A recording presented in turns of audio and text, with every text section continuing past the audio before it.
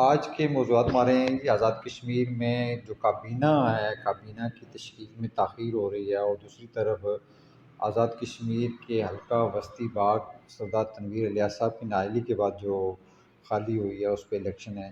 تو ہم سب سے پہلے راجہ اعجاز صاحب سے یہ جانیں گے کہ آزاد کشمیر میں 6-7 روز گزرنے کے بعد بھی کابینہ کا اعلان نہیں ہو سکا، اور کابینہ کا اعلان نہ ہونے سے کیا تاثر ملتا ہے، اور یہ کابینہ نہ ہونے کے لیے کیا حکومتی امور ٹھپ ہیں یا ان کو چلنے میں کیا مشکلات کا سامنا ہے۔ تو اس والے سے ہم بہت شکریہ راجہ اعجاز صاحب آپ کا وقت دینے کا۔ ہم آپ سے یہ جانیں گے کہ آزاد کشمیر میں موجودہ سچویشن میں کابینہ میں تاخیر جو ہو رہی ہے، اس کی عام آدمی پہ کیا اثرات ہیں، اور آپ کیا کہیں گے اس بارے میں؟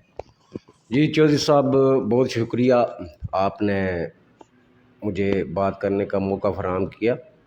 تو بات یہ ہے کہ موجودہ جو صورتحال ہے کابینہ کی ابھی تک تشکیل نہیں ہو سکی، اور میرے خیال میں 7-8 دن سے زائد کا عرصہ گزر چکا ہوا ہے۔ جہاں تک عام آدمی کے پہ اثر انداز ہونے والی بات ہے، تو عام آدمی تو عرصہ 1 سال سے ہی زیر عتاب ہے، ان کے کوئی کام نہیں ہو رہے، ہر جگہ پہ ڈیلے ہو رہی ہے، کسی کام میں کسی بھی جگہ پہ کام ہونا اس وقت جو ہے وہ بہت مشکل ہے۔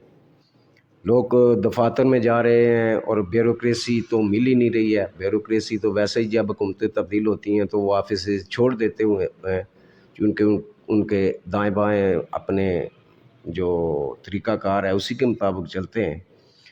تو جو آپ نے سوال کیا ہے کہ جی یہ کابینہ کیوں تشکیل نہیں دی جا رہی، اس کی وجوہات کیا ہیں؟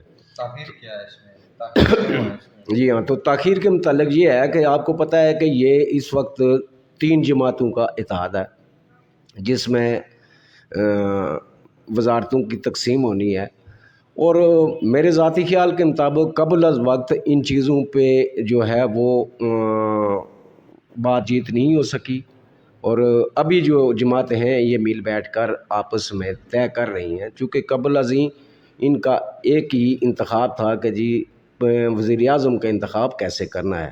کابینہ کے انتخاب کے متعلق میرے خیال میں ان کے درمیان کوئی چیز طے نہیں ہوئی، جس وجہ سے یہ ڈیلے ہو رہی ہے۔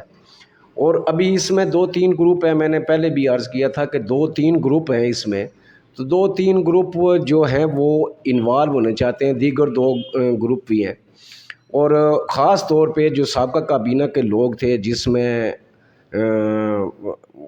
دیوان علی چغتائی اور دیگر تھے، ان لوگوں پہ میرے خیال میں زیادہ تر ایک گروپ کہہ رہا ہے جی کہ ان کو وہیں پہ بحال رکھا جائے، اور بعض حلقوں کا یہ خیال ہے کہ چونکہ یہ سابقہ حکومت میں رہ چکے ہوئے ہیں، اور موجودہ حکومت میں جو 12 لوگ موجودہ پی ایم کے ساتھ آئے تھے، پی ڈی ایم کے ساتھ جنہوں نے تعاون کیا تھا، ان کا اعتراض دوسری جماعتوں سے بھی زیادہ ہے کہ ان کو اکموڈیٹ نہیں ہونا چاہیے، بلکہ جو لوگ وزیر اعظم آزاد کشمیر کے ساتھ اس حکومت کا حصہ بنے ہیں وہ اکموڈیٹ ہوں۔ ان باتوں پہ جھگڑا جاری ہے، اور میرے خیال کے مطابق جو ہے ابھی چونکہ آپ نے کو بھی معلوم ہے اور عام دنیا بھی اویئر ہے اس سے کہ گزشتہ دنوں عمران خان نے بلائے تھے یہاں آزاد کشمیر کے اسمبلی کے ممبران پارلیمانی پارٹی کا اجلاس بلایا تھا، تو اس پارلیمانی پارٹی میں ٹوٹل 7 لوگ گئے تھے، جس میں قائد حزب اختلاف کے لیے خواجہ فاروق صاحب کو نامزد کر دیا گیا ہے، اور جناب سابق وزیر اعظم آزاد کشمیر قیوم نیازی صاحب کو جو ہے وہ صدارت دے دی گئی ہے۔ تو ابھی ان کا پارلیمانی اجلاس بھی ہونا باقی ہے، تو اس پارلیمانی اجلاس کی شاید یہ لوگ انتظار کر رہے ہیں کہ اس پارلیمانی اجلاس میں کتنے لوگ وہاں پہ شامل ہوتے ہیں، اس کے بعد یہ تشکیل دیں گے۔ یہ ایک سیاسی چال ہوتی ہے، میرے ذاتی خیال کے مطابق یہی ہوا ہے کہ جب تک میرے خیال میں ان کے پارلیمانی اجلاس کا فیصلہ نہیں ہوتا کہ اس پارلیمانی بورڈ میں یا اس پارلیمان میں کتنے لوگ جائیں گے، تو اس کے بعد یہ وہاں سے دیکھیں گے کہ جو وہاں سے بچ جاتا ہے اس کو یہاں پہ اکوموڈیٹ کریں گے۔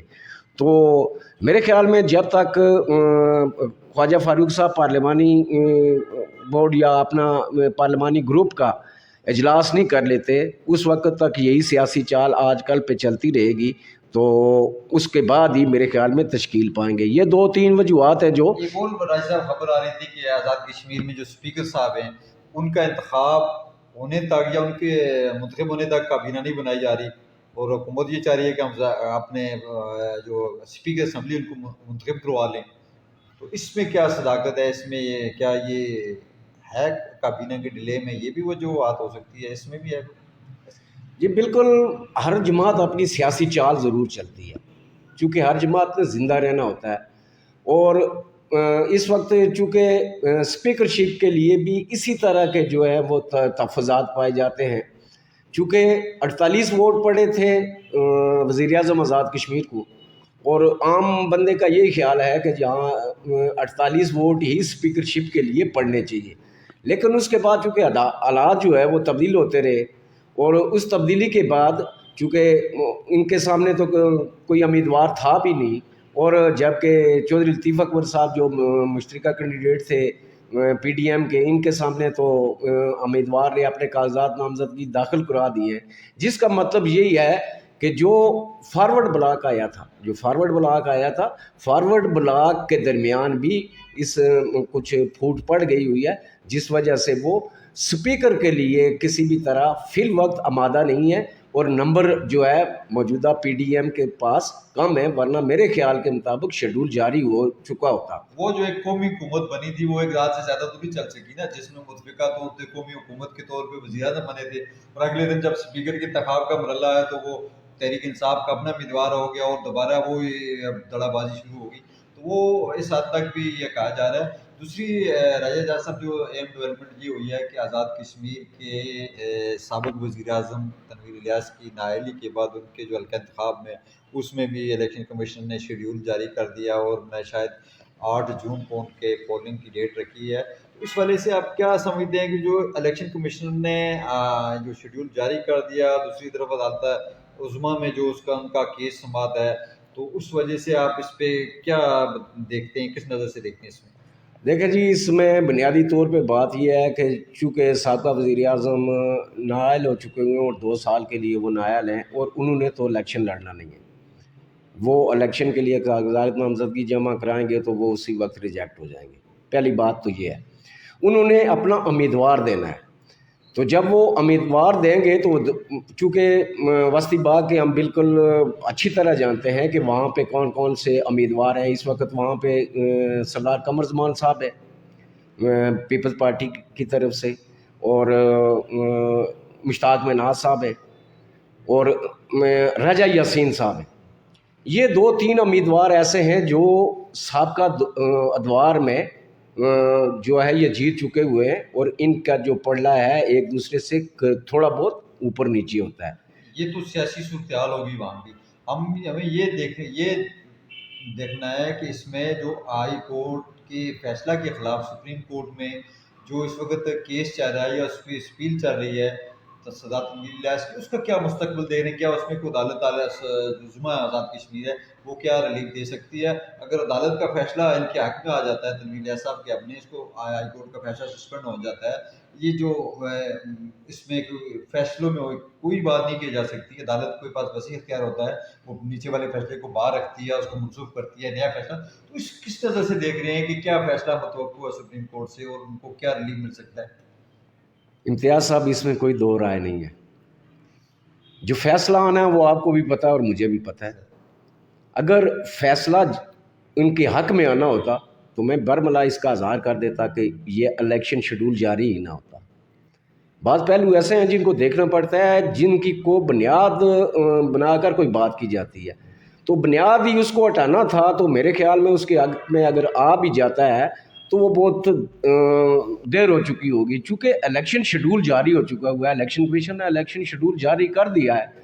بعد ازاں اس کے کیا افیکٹ ہوتے ہیں یہ بھی ایک الگ بحث ہے، لیکن جو فی الوقت کرنٹ صورتحال ہے اس کے اندر تنویر الیاس بذات خود الیکشن نہیں لڑیں گے، وہ اپنی جماعت کی طرف سے، وہ اپنی طرف سے اپنا امیدوار دیں گے، ابھی اس میں بھی دو طرح کی کنفیوژن ہے جو عام لوگوں کی سمجھ میں نہیں آ رہی ہے کہ ان کو پی ٹی آئی کا ٹکٹ جاری ہوگا، وہ پی ٹی آئی کی طرف سے امیدوار ہوں گے یا آزاد امیدوار کھڑے ہوں گے. عام سوال یہ ہے صورتحال ہے کہ پاکستان تحریک انصاف کی طرف سے جب وہ نائل ہوئے ہو تو پارلیمانی پارٹی کے اجلاس بلائے وہ عمران خان کے پاس نہیں گئے، اور یکسر جو آپ نے دیکھا ہوگا کہ آج وہ جو جنرل سیکرٹری ہے پاکستان تحریک انصاف، انہوں نے باقاعدہ سابق وزیر اعظم قیوم نیازی کا نوٹیفکیشن بھی جاری کر دیا ہے. تو وہ تو ان کا اپنا ان کا یہ جو ایک اعلان آیا ہے کہ انہوں نے ایک اپنا پرش میں اسٹیڈیم میں ایک جلسہ عام رکھا ہوا ہے، تو اس میں وہ اپنے کیا نئے سیاسی لائے عمل کا اعلان کریں گے، نئی سیاسی جماعت بنائیں گے، کسی جماعت سے وسیع کا اعلان کریں گے، تو کیا جا سکتا ہے؟ آپ کیا دیکھتے ہیں ان کا یہ جو اعلان ہے؟ بالکل، یہ تو انہوں نے واضح پیغام اس وقت دے دیا جب عمران خان نے انہیں طلب کیا اور وہ وہاں پہ گئے نہیں ہیں، تو اس کا مطلب صاف ظاہر ہے کہ وہ پارٹی چھوڑ چکے ہوئے ہیں. اس میں کوئی دو رائے ہو ہی نہیں سکتی ہیں. ٹھیک ہے جی، سیاستدانوں کی ایک بنیاد ہوتی ہے جہاں پہ وہ کچھ اپنا آپ منانے کے لیے یا دوبارہ مذاکرات کے لیے یا اپنے جو معاملات ہیں ان کو طے کرنے کے لیے کچھ ڈیلے پیدا کرتے ہیں. تو فی الوقت جو کرنٹ صورتحال ہے اس کرنٹ سچویشن کے اندر سیدھی سی بات ہے کہ تنویر الیاس جو ہیں وہ فی الوقت جو ہے وہ P T I Azad Kashmir کا حصہ اس طرح سے نہیں ہے. چونکہ اس کے اندر وجوہات یہی ہیں کہ وہ اگر وہاں پہ جاتے تنویر الیاس تو شاید ان کے لیے کوئی جگہ ہوتی اور عمران خان ٹکٹ کے لیے انہیں بتاتے کہ جی کہ آپ نائل ہو چکے ہیں اور ٹکٹ میں ایشو کروں گا. ابھی اس میں دلچسپ صورتحال ہے بھی یہی ہے کہ ٹکٹ جاری کرنا ہے قیوم نیازی صاحب نے، اور قیوم نیازی صاحب کا اور ان کے سابقہ چپلش بھی چل رہی ہے. پہلا مرحلہ تو وہاں پہ بھی آنا ہے. آپ جب بات کر رہے ہیں تو اس کے اندر سے دلچسپ باتیں نکل رہی ہیں. پارٹی جو قیادت ہے، میری بات سنیں نا، اگر عدالت کی طرف سے ان کو نائل کیا گیا، پارٹی نے کن الزامات پہ ان کی کیوں برطرف کیا گیا؟ صدر قیوم نیازی صاحب کو کیوں صدر بنایا؟ اب ان کے ساتھ کون رہ گیا ہے؟ ان کی کیا سیاسی اس وقت کیا حیثیت رہ گئی ہے؟ سیاسی مستقبل رہ گیا؟ دیکھیں جی، جب انہوں نے منوعان عدالتی احکامات پہ عمل درآمد کرنے کا جو دعویٰ کیا ہے، تو میرے ذاتی خیال کے مطابق یہی ہے کہ انہوں نے عدالتی جو احکامات ہیں ان کو بالکل جو ہے سامنے رکھتے ہوئے فیصلہ جات کیے ہیں. اگر عدالتی احکامات کو وہ نہ مانتے تو پھر وہ ان کو قائم رکھتے، لیکن چونکہ عدالت نے انہیں نائل قرار دے دیا ہے تو صرف عہدے سے صرف جو ہے وزیر اعظم شپ سے بھی نائل نہیں قرار دیا، بلکہ ان کے لیے دونوں احکامات موجود ہیں کہ وہ عہدے پہ بھی برقرار نہیں رہ سکتے جو ان کی جماعت کی طرف سے دیا گیا ہوتا ہے. پارٹی صدارت سے نکالا گیا، یہ تو بڑی ٹھیک ہے، عدالت نے سے قبل ہی جماعت نے، مگر ان کے ساتھ کتنے امیدوار ہیں، اسمبلی کے ممبران ہیں، ان کے ساتھ کون کس اسٹیج پہ کھڑا ہے؟ انہوں نے جب یہ اسپیکر صاحب یہ جو وزیر اعظم صاحب کا انتخاب تھا اس وقت ایک سرکل بھی جاری کیا تھا کہ کوئی نہ کرے، تو تنویر الیاس صاحب کا سیاسی مستقبل آپ کیا دیکھتے ہیں؟ وہ کسی نئی جماعت کے ساتھ وابستگی رکھیں گے، لاک رکھیں گے؟ نئی جماعت کون سی؟ اگر تحریک انصاف ان کو قبول نہیں کرتی تو کون سی سیاسی جماعت ان کو قبول کرے گی؟ کیا وہ اپنی سیاسی جماعت بنائیں گی؟ کیا لائے عمل ہوگا؟ یہ تو ایک ایسا سوال ہے موجودہ پوزیشن میں. ان کے پاس دو طرح کی صورتحال ہے. نمبر ایک، چونکہ وہ ان کا تعلق باغ سے ہے اور باغ میں فی الوقت مسلم کانفرنس کے پاس ان کے حلقے میں کوئی اتنا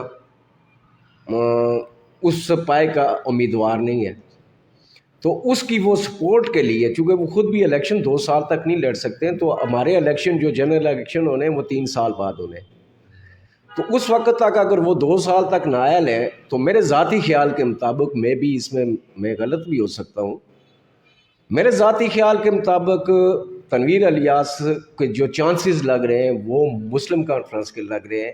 اور چونکہ ان کا پہلے بھی سردار عتیق صاحب کے ساتھ ایک اچھا لحاظ تھا، وہ ان کے کولیشن پارٹنر بھی تھے، اتحادی تھے، تو اس وجہ سے شاید ممکن ہے کہ سردار عتیق صاحب انہیں اپروچ کریں گے. اور میرے ذاتی خیال کے مطابق لاسٹ اینڈ دا فائنل یہی ہوگا کہ وہ مسلم کانفرنس میں جائیں گے. دوسرا یہ تو ہوگی بات. دوسرا جو ہمارے نو منتخب وزیر اعظم ہیں، وزیر اعظم آزاد کشمیر انوار الحق صاحب، انہوں نے کافی ساری اصلاحات کا اعلان کیا ہے، وہ مراد نہ لینے کا، پروٹوکول نہ لینے کا، یا مراد نہیں سوری پروٹوکول نہ لینے کا. اور باقی انہوں نے تمام آج ایک سرکل جاری کیا تمام محکموں کو یا بالخصوص انتظامی کو، ڈی سیز کو، ان کو ہدایت جاری کروائی ہیں. بورڈ آف ریونیو نے باقاعدہ نوٹیفکیشن جاری کیا ہے کہ تمام، اور یہ ہے کہ ڈی جی ہیں جو ہمارے آئی ٹی کے، ان کو حکم دیا ہے کہ آپ ہدایت کیے کہ آپ نے تمام دفاتر میں بایو میٹرک حاضری کا سسٹم شروع کریں. اور اس سلسلے میں آپ نے کیا دیکھتے ہیں، کیا اقدامات ہیں، ہمارے ناظرین کو بتائیں اس والے سے کہ کیا اقدامات کیے ہیں حکومت نے، جو نئے وزیر اعظم ہیں انہوں نے عوام کی فلاح و بہبود کے لیے، عوام کی سہولت و آسانی کے لیے. چودھری صاحب، بات یہ ہے کہ ہماری حکومتیں جو ہیں وہ پہلے ورک کرنے کے بغیر سرکولر جاری کرتی ہیں. المیہ ہمارے لیے ہمیشہ سے رہا ہے کہ ورک کے بغیر سرکولر جاری کر دینا، نوٹیفکیشن جاری کر دینا، یہی ان کا ایک وتیرہ رہا ہے، اور سابقہ حکومتوں میں بھی یہی چلتا آ رہا ہے. وہ اس لیے کہ انہوں نے کچھ پلان نہیں کیا ہوتا. جو لوگ پلان کر کے آتے ہیں وہ پہلے ایجنڈا دیتے ہیں، منشور ان کے کچھ اور ہوتے ہیں، یہاں پہ آ کے اور سب طرح کے سرکولر جاری ہوتے ہیں. فرض کیا میں کہہ دوں کہ جی انہوں نے کہا جی میں پروٹوکول شارٹ کروں گا، ان کو پروٹوکول شارٹ کوئی کرنا ہی نہیں دے گا. بہت سے لوگوں کی وہاں پہ روزی وابستہ ہے، وہ اسی چیز کی تنخواہ لیتے ہیں. میں ہرگز یہ نہیں مانتا ہے کہ جناب آپ 2 دن کے بعد دیکھیں گے، 3 دن کے بعد دیکھیں گے کہ اس لاؤ لشکر سے جناب موجودہ وزیر اعظم نکلتے ہیں. ہو سکتا ہے پہلے والے وزیر اعظم سے بھی بڑا لاؤ لشکر ان کا ہو، کیونکہ اخراجات وہاں پہ کرنے ہوتے ہیں ان لوگوں نے. عوام کا اگر یہ لوگ سوچتے ہوں تو پھر تو ہمارا جو وزیر اعظم ہے اس کو بائک پہ سفر کرنا چاہیے زیادہ سے زیادہ، کیونکہ ہماری صورت حال یہ ہے اس وقت معاشی بحران ہے، لیکن یہ جو کہتے ہیں وہ کرتے نہیں ہیں. تمام چیزیں اس کے برعکس ہوں گی. نمبر 1، پروٹوکول میں کوئی کمی نہیں ہوگی. میرے ذاتی خیال کے مطابق جو تاریخ بتا رہی ہے اس کے حساب میں مجھے نہیں لگتا کہ موجودہ وزیر اعظم پروٹوکول کو کم کر پائیں گے، مزید اخراجات کم کریں گے. دوسری آپ نے بات کی جو بایو میٹرک کی، تو میں نے یہ کہا کہ یہ ورک پہلے سے کرتے نہیں ہیں. اگر تمام محکمہ جات کے یہ بایو میٹرک کریں گے، فرض کیا اے سی یا ڈی سی بھی ہے، اے سی یا ڈی سی صبح بایو میٹرک کرے گا. اگر کسی جگہ پہ کوئی واقعہ ہے، کہیں روڈ بلاک ہے، کہیں دوسرے معاملات ہیں، رات کا ٹائم ہے، صبح 7 بجے کا ٹائم ہے، 8 بجے کا ٹائم ہے، تو کیا وہ بایو میٹرک کرے گا آ کے آفس میں کہ جی یہاں سے حاضری لگا کے میں فلاں روڈ پہ پہنچوں گا؟ اسی طرح دیگر جو شعبہ جات بھی ہیں ان کے اندر بھی بعض جو ان کے زما ہیں وہ اس وقت پہ نہیں پہنچ سکتے، اور وہ بایو میٹرک کامیاب ہوتی اس لیے نظر نہیں آتی ہے. اور اس میں سب سے اہم بات یہ ہوتی ہے کہ کوئی بھی ادارہ ہے، ادارے کا سربراہ جب تک خود کسی چیز پہ عمل نہیں کرتا ہے تو اس کے نیچے جتنے بھی لوگ ہوتے ہیں وہ اس کو اسی طرح عمل کرتے ہیں جس طرح ان کا سینئر عمل کرتا ہے.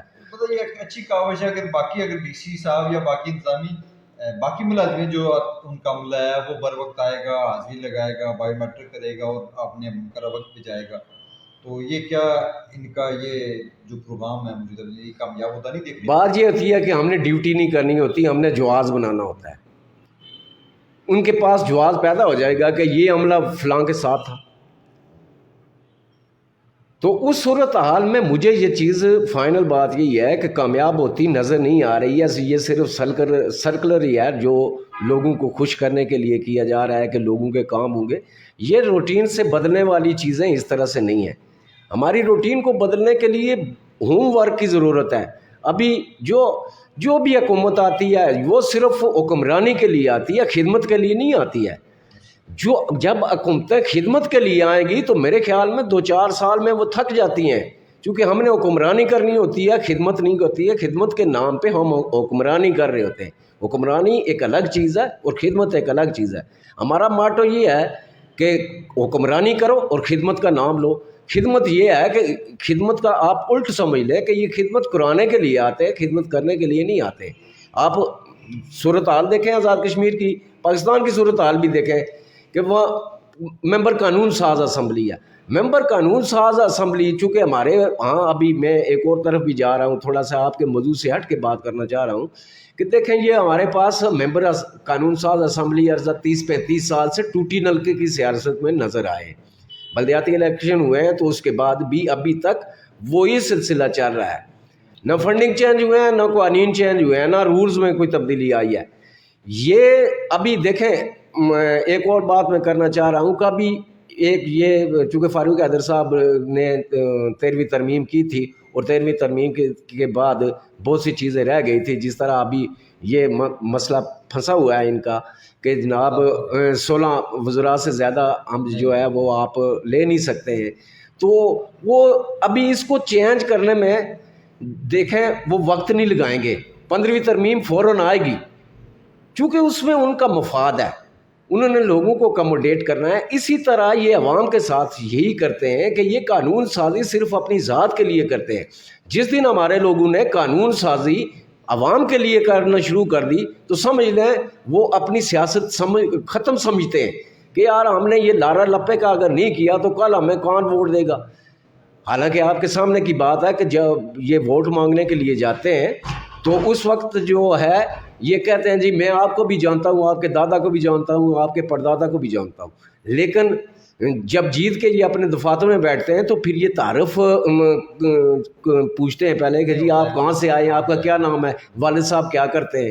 تو یہ چونکہ ہماری آنکھوں دیکھی بات ہے. بھائی صاحب آپ نے سنا کہ 13ویں ترمیم وہ اس کو 15ویں ترمیم لے آئیں گے، 14ویں ترمیم لے آئیں گے.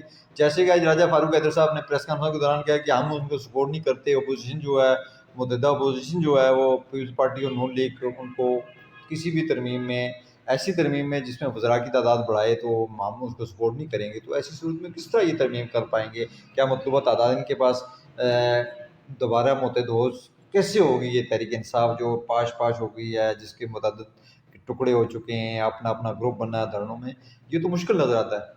دیکھیں جی سیاستدانوں کی باتیں میں نے پہلے بتا دیا ہے کہ کرنے کی اور ہوتی ہیں اور عملی اور ہوتی ہیں. عمل میں ایسا بالکل نہیں ہوگا. بالکل 15ویں ترمیم ہوگی. اگر انہوں نے حکومت چلانی ہے تو 15ویں ترمیم کے بغیر ان کا گزارا چل ہی نہیں سکتا. اس لیے کہ جب وزراء کی تعداد میں یہ اضافہ نہیں کریں گے تو وہاں سے ٹوٹتے جائیں گے. یہ پھر چون کا مربع وہی ثابت ہوگا، چونکہ یہاں پہ ہر بندہ اکموڈیٹ ہونا چاہتا ہے اور اکموڈیٹ اپنے حلقے کے لیے ہر ایم ایل اے کی مجبوری ہے کہ وہ اپنے حلقے کے لیے کام کرے. جب وہ ہر حلقہ ایم ایل اے جو ہے وہ وزیر بننا چاہتا ہے اور اس طرح سے ایڈجسٹمنٹ تو یہاں پہ ہو ہی نہیں سکتی ہے کہ جی آپ ایم ایل اے رہیں اور آپ اپنا کام کروا جائیں، آپ کو منتیں کرنی پڑے. اس لیے ہر بندہ پہلے سے اپنے جو بقا کی جنگ لڑتا ہے تو وہ پہلے ہر صورت یہ بقا کی جنگ لڑیں گے اور اسی ان کی بقا بھی اسی میں آئے کہ 15ویں آئینی ترمیم ہو کر موجودہ حکومت چل سکتی ہے. بھائی صاحب یہ تو شکریہ یہ آپ کا، یہ بڑے اچھے اقدامات ہمارے سامنے آ رہے تھے. جیسے آپ کہہ رہے ہیں کہ یہ جو وزیر اعظم آزاد کشمیر کے احکامات ہیں، یا جس طرح ایک بورڈ آف ریونیو آزاد جموں کشمیر کے ایک سرکل جاری ہوا ہے کہ تمام افسران وہ جوابدہی کے مرحلے سے گزریں گے اور حکومت اور کی جو یا وزیر اعظم آزاد کشمیر کے یہ اقدامات ہوں گے ان پہ مؤثر طریقے سے عمل درآمد ہوگا، یہ بایو میٹرک سسٹم ہوگا، یہ ساری چیزیں، یہ اچھے اقدامات ہیں. ہمیں توقع تو کرنی چاہیے کہ اس میں یہ ہونا چاہیے. ان کو امپلیمنٹ کرنے کے لیے اداروں کو، حکومت کو، سربراہی محکموں کو کیا کرنا چاہیے، کیا ہوم ورک کرنا چاہیے؟ اور جو آپ کہہ رہے ہیں کہ میرے آپ کو مشکل نظر آ رہا ہے، اور کیا بہتری کی طرف کس طرح جانا چاہیے اور کیا تجویز دیں گے اس میں؟ دیکھیں جی اس میں سب سے پہلی بات ہے یہ کہ عوام سے مخلص ہونا ضروری ہے. جب یہ سب لوگ ان کی سوچ برابر ہو جائے گی یار ہم نے عوام کے کام کرنے ہیں، سیاستیں چلتی رہیں گی، الیکشن ہوتے رہیں گے، جب ہم عوامی خدمت کریں گے تو اس کے لیے یہ پلان خود کر لیتے ہیں.